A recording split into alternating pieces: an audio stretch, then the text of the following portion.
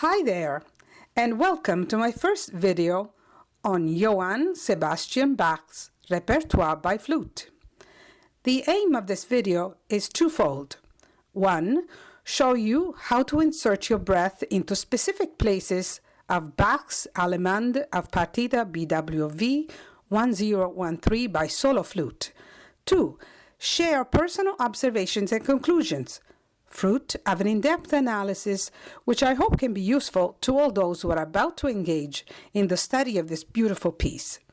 However, before I begin, allow me to shed some light on the nature of the composition. The Partita in A minor for solo flute belongs to the most ample production of Baroque music for solo instruments, that is, without the presence of additional instruments that perform the part of the basso continuo. We find traces of this type of compositions both in the production by Bach, such as the suites for violin or those for cello, and in that of other contemporaries of Bach's, such as Telemann and Murray. Bach's Partita, listed as BWV 1013, was probably composed during the Cothen period. It has come down to us through a manuscript drawn up circa 1720 by two scribes and bearing the French title Solo par la flûte traversière par Bach. Just as Bach probably dedicated the suites for cello to Abel, it is quite possible that he may have also composed the Partita for solo flute for Johann Heinrich Freytag, first flute at the court of Cothen up until the year 1728. The manuscript, brought to light by Karl Straub, was published for the first time by the Peters Leipzig Publishing House in 1917. As it was common practice during the Baroque period, the Partita opens with an Allemande, originally a German dance characterized by a moderate tempo and a non-fixed structure. Until the end of the 1500s, the dance comprised two sections, but at times also three or four, the first of which was the real Allemande, while the others were faster dances, like the Saltarello or the Quaternary. At the beginning of the 1600s, the Allemandes comprised two or three sections, formed by a variable number of bars. By the middle of the 1600s, the new generation of composers rejected the previous structures and enriched the Allemande by adding melodic and rhythmical components. Later on, by becoming a stylized instrumental form, the melody acquired a freer pace, thus conferring the Allemande a preludio character. Throughout the Baroque and the late Baroque periods, the Allemande will constitute the stylized dance of the opening of the suite. In the case of Bach's Allemandes, we observe how these always present well-defined structures and how accordingly they can be divided into two major groups. To the first group belong Allemandes which exhibit a bipartite structure formed by the same number of bars in both parts. These types of Allemandes result then divided exactly in half, that is, at the center. Instead, to the second group belong bipartite Allemandes consisting of two sections in progressive golden ratio. A further analysis reveals how the initial structure conditions, both in the first and second group, the inner microstructures of the composition, that is, periods, phrases, semiphrases, and incipids. An outline of Bach's Allemandes will make it easier to visualize the distribution in these two groups. The first set, divided into two equal segments at the center, includes the following: Allemandes of the English suites for harpsichord, numbers 1, 2, 3, 4, 5, 6. Allemandes of the French suites for harpsichord, numbers 1, 2, 3, 4, 5. Allemande of the suites for lute, number 5. Allemandes of the Partite for solo violin, numbers 1, 2, 3. Allemandes of the suites for solo cello, numbers 1, 2, 3, 5. The second set, divided into two segments according to the golden ratio, includes the following: Allemande of the French suites for harpsichord, number 6. Allemande of the suites for lute, number 6. Allemandes of the suites for solo cello, numbers 4 and 6. Allemande of the Partita for solo flute, BWV 1013. The Allemande of the Partita appears conceived as a well-defined bipartite musical structure, mathematically formed according to the golden ratio in progression. But what is meant by golden ratio? How does Bach make use of it in his compositions? And what effects does the mathematical structure produce on the musical composition, if any? These are fundamental questions we want to find answers to. But first things first, let's find out what a golden ratio is all about. The golden ratio, also called divine ratio, is the division of a segment into two sections, A and B, such that the entire segment, A plus B, is to the greater part as the same greater part is to the lesser one. In other words, the one is to the great as the great is to the small. The golden number, represented by the Greek letter phi, corresponds to 1.618, the only digit that solves the equation A plus B is to A as A is to B.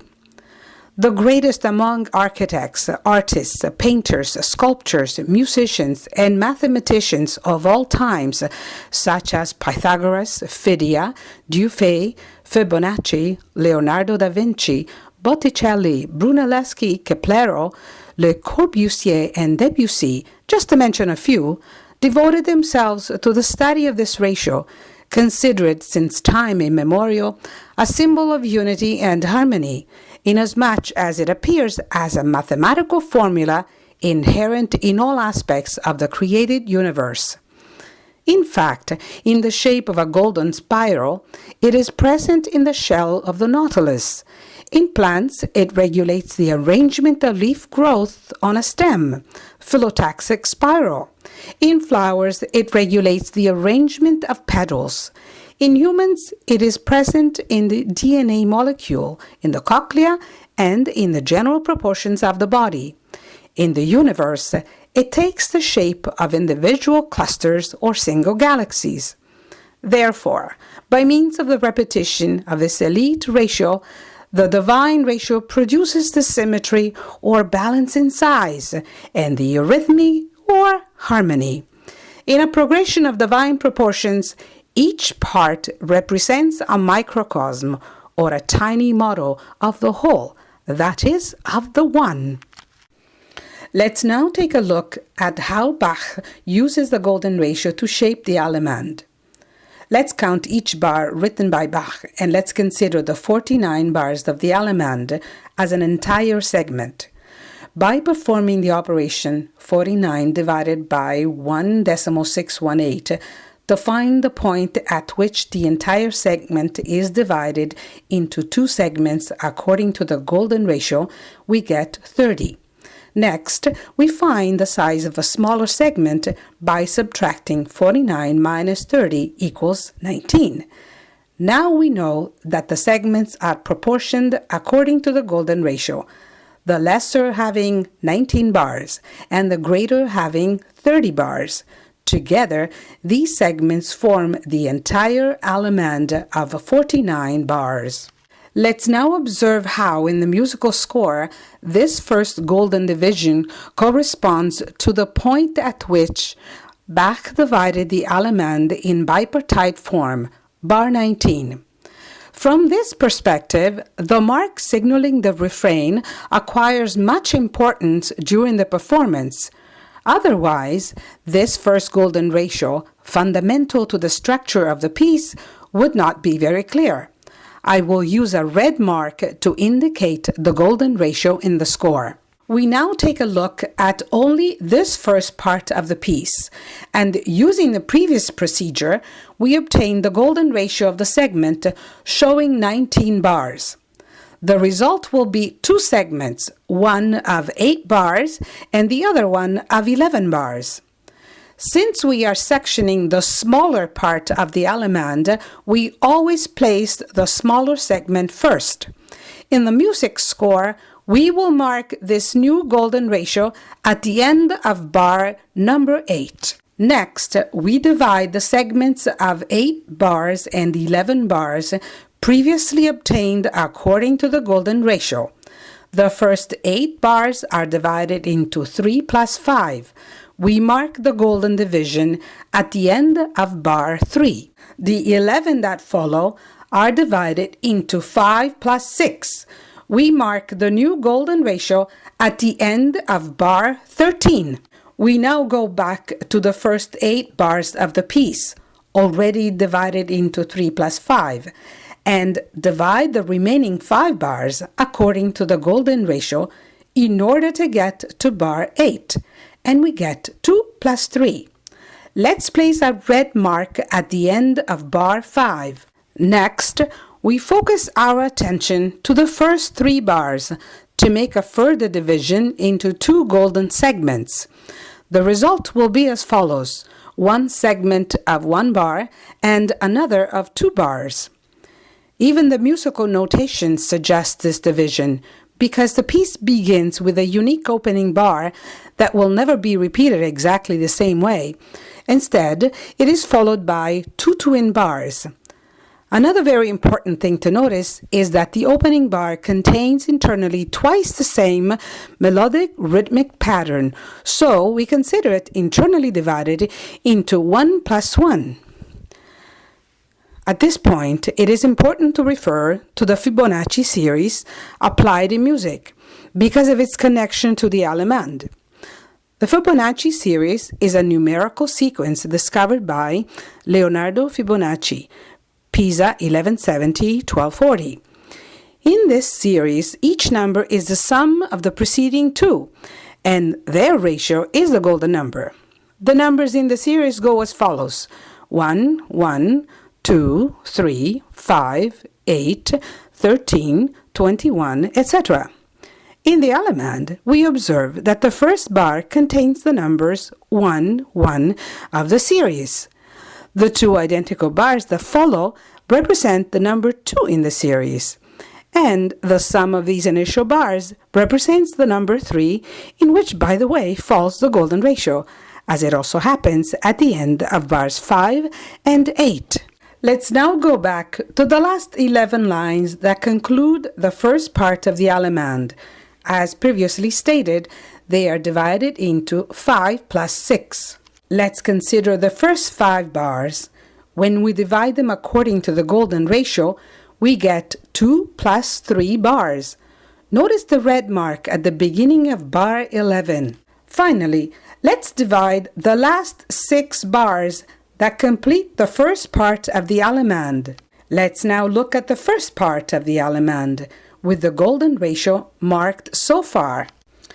With regard to this first part, we can conclude that both the tacit harmonic phrasing and the melodic phrasing are delineated by the mathematical structure, and thus that the points where to insert the various breaths are none other than the golden sections present in the piece. A further analysis at the harmonic level reveals that the breaths are taken during moments of distension in such a way as not to break, within an appropriate rest, the tension produced by the harmonic movement. Now, in order to understand the harmonic and consequently melodic movement of the composition, let's have a look at the tacit part of the basso in the first part of the Allemande. For the analysis of the basso, I have utilized the system of harmonic functions.